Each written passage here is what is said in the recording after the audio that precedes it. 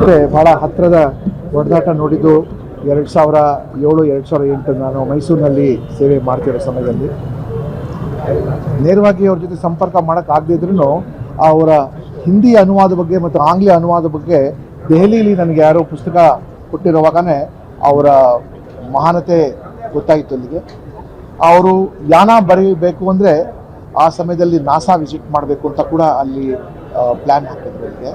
ಮತ್ತು ಅವರ ಆವರಣ ಪುಸ್ತಕ ಬರೆಯುವಾಗ ಅವರು ಅಲ್ಪಸಂಖ್ಯಾತರ ವಿರುದ್ಧವಾಗಿ ಬರೆದಿದ್ದಾರೆ ಅಂತ ಅವ್ರ ಮೇಲೆ ಭಾಳಷ್ಟು ಟೀಕೆ ಇತ್ತು. ಆ ಸಮಯದಲ್ಲಿ ಕೂಡ ಅವ್ರ ಜೊತೆ ಒಂದು ಚರ್ಚೆ ಮಾಡೋಕ್ಕೆ ಒಂದು ಒಳ್ಳೆಯ ಅವಕಾಶ ಆಯಿತು.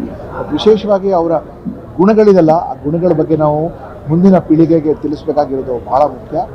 ಅವರ ಬರವಣಿಗೆಗಳು ಶಾಲೆಗಳಲ್ಲಿ ಪಾಠ್ಯಪುಸ್ತಕದ ಅಂಗವಾಗಬೇಕು.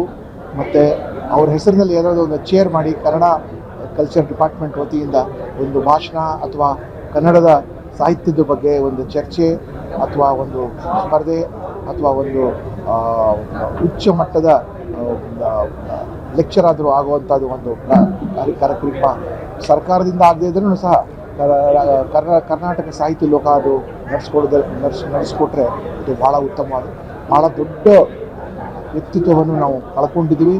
ಅವರ ಬರೆದಿರೋ ಪುಸ್ತಕಗಳು, ಬರೆದಿರೋ ವಿಷಯಗಳ ಬಗ್ಗೆ 400ಕ್ಕಿಂತ 500 ಹೆಚ್ಚು ಪರ್ಸ್ನಾಲಿಟಿಗಳು ಬಗ್ಗೆ ಅವರು ಸೃಷ್ಟಿ ಮಾಡಿದ್ದಾರೆ ಅವರ 30 ನಾವೆಲ್ ಕಾದಂಬರಿಗಳ ಮುಖಾಂತರ. ಇದು ನಿಜವಾಗ್ಲೂ ನಾವು ಕನ್ನಡ ಸಾಹಿತ್ಯ ಕರ್ನಾಟಕನೇ ಬಡವಾಗಿದೆ ಅವರು ನಾವು ಕಳ್ಕೊಂಡಿದ್ದೀವಿ.